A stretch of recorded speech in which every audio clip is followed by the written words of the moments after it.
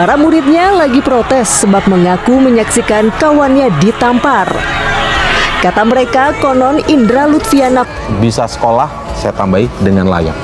Dengan layak ya, karena jika murid-murid yang tinggal di Kabupaten Probolinggo harus menyeberangi jembatan rusak untuk sekolah, ada lagi Indra. Lain lagi halnya dengan siswa SMP. Hingga kini mereka masih belajar di ruang kelas yang berlantai tanah dan beratap rumbia.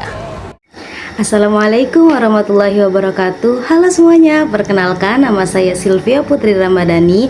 Dan di video kali ini saya akan membahas situasi pendidikan di Indonesia saat ini dilihat dari perspektif harkat dan martabat manusia atau yang disingkat HMM. Kita semua tahu bahwa pendidikan seharusnya menjadi sarana untuk memanusiakan manusia, membentuk pribadi yang cerdas, berkarakter dan bermartabat. Tapi apakah sistem pendidikan kita hari ini benar-benar sudah memanusiakan manusia? Mari kita kaji. Secara ideal, pendidikan di Indonesia berfungsi untuk menumbuhkan potensi peserta didik agar menjadi manusia yang beriman, berakhlak mulia, dan berguna bagi bangsa. Namun pada praktiknya, kita seringkali melihat pendidikan lebih pada fokus ke nilai, ranking, dan ujian, bukan pada proses menumbuhkan manusia seutuhnya. Dari perspektif HMM, ini menandakan adanya krisis kemanusiaan dalam pendidikan. Anak didik sering dipandang sebagai objek yang harus diatur, bukan subjek yang harus dibimbing dan dihargai. Selama orientasi pendidikan masih pada hasil bukan proses, harkat dan martabat manusia akan terus terabaikan. Sekarang kita bahas akar masalahnya. Kenapa pendidikan di Indonesia bisa keropos? Tentunya ada beberapa faktor. Yang pertama, ketimpangan kualitas guru dan fasilitas di berbagai daerah. Yang kedua, kurangnya pendidikan karakter yang mendalam yang harusnya menjadi jiwa proses belajar. Yang ketiga, sistem yang menekan baik guru ataupun siswa untuk mengejar target akademik, bukan pembentukan nilai kemanusiaan. Jika kita lihat dari data World Bank 2024, tingkat literasi dan numerasi siswa di Indonesia masih sangat di bawah rata-rata.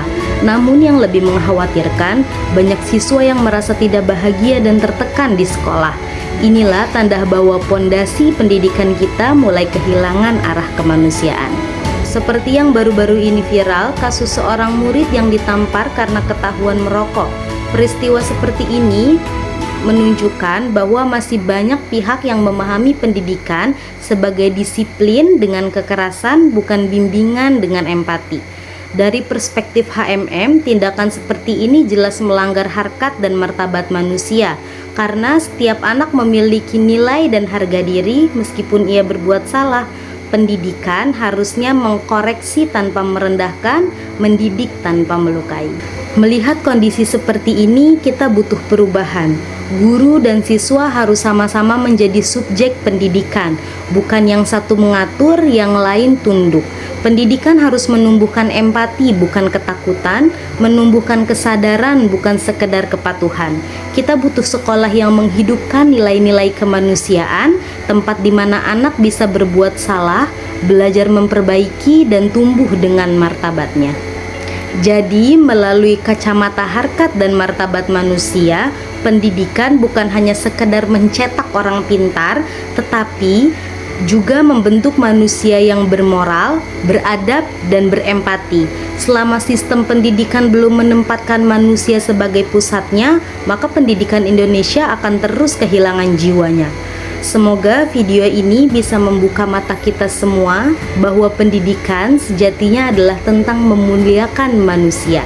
Terima kasih sudah menonton. Wassalamualaikum warahmatullahi wabarakatuh.